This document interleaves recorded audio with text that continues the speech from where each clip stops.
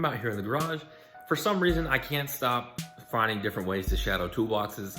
It's just kind of fun at this point. I like to see different ways, things that are easy to do. This method, I'm actually pretty happy with the way that it turned out. It's kind of a specific application. I wanted the tools to sit at like as flush to the bottom of the drawer as possible, and let's go ahead and show you why. So here's the deal, like why did I want this particular shadow board to be so flush, so close to the ground? Like I picked really small shadow material, especially when I have this big fat stuff here. Well, this is why. I want to be able to use my Wera wrench holders. These are the standard set with the slim head. These are the ratcheting wrenches that I've had for quite some time.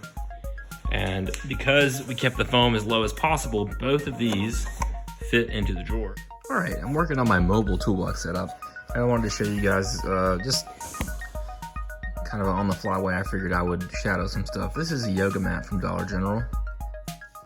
The reason I'm using a yoga mat is because it's pretty thin and I'm doing ignition wrenches, which are also very thin. As far as cutting it, I'm using an X-Acto knife. I'm just pushing the tool down with one hand and slicing through it with the other. This stuff is not thick. And so far, everything is peeled off pretty easily.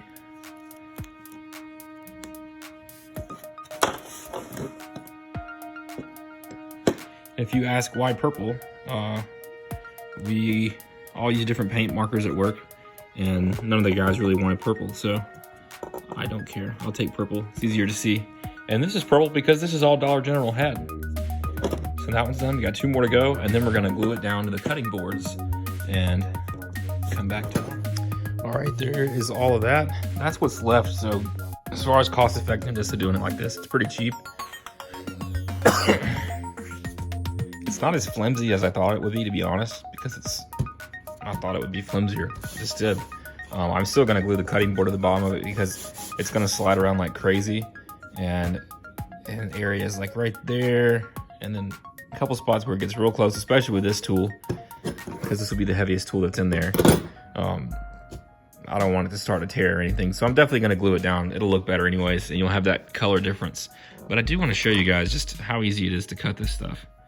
So with one hand, with my neck there, hope you can see this, and so it's cut. So basically I'm just taking my tool. So because the yoga mat is so thin and flimsy, it's not really gonna hold up. So I cut 2 cutting boards to make them kind of meet in the middle.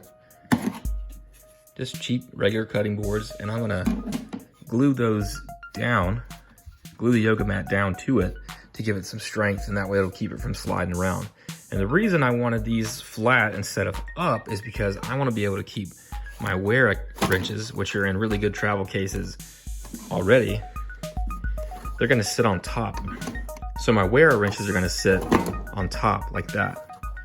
So I use these the most anyways. They come in a case. Every wrench has its place. So if a case is unrolled like this, before I roll the case up, I'm gonna make sure I have all the wrenches. So it's basically tool control. You know, it's the same thing as tool control. If something's missing, it's super obvious. It's the same as shadowing your toolbox. You can just fit more wrenches in a smaller footprint, and this is more mobile. Ignition wrenches and the little stubby ratcheting wrenches from Gear Wrench, I'm not gonna use them as often, but there's a time where you need that angle like that, and you need a small wrench. So it's good to have both, but because I won't use these as much, I'm gonna line the bottom of my box with those, and then use the jokers for everything else. I call them jokers because that's what they say. It's not how you pronounce it, but I don't know how to pronounce it. All right, so I've got my 2 cutting boards trimmed to fit. So this side will be green, that side will be blue. Some of them will be both. And so now I went ahead and wet the back of this. I'm gonna apply Gorilla Glue. I'm gonna put it face down, make sure that I keep Gorilla Glue away from where the tools are gonna go. Then I'll put all my tools in it so it sits right, and we'll let it dry overnight. All right, everything's in there. And because this yoga mat was in a roll, it has a tendency to roll like in the corners. So I just use some sockets. That's what I'm using to clamp it. You know, for Gorilla Glue to work, you have to wet it, damp it, clamp it. So this is my clamps because I couldn't think of another way to do it easily. So we're gonna let this sit overnight. Come back to it in the morning.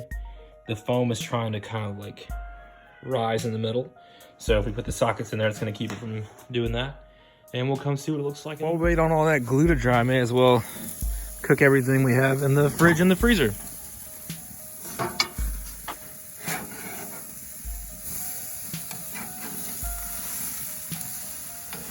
The goal with this part of the video is just to make you hungry. There's no other reason for it to be in here.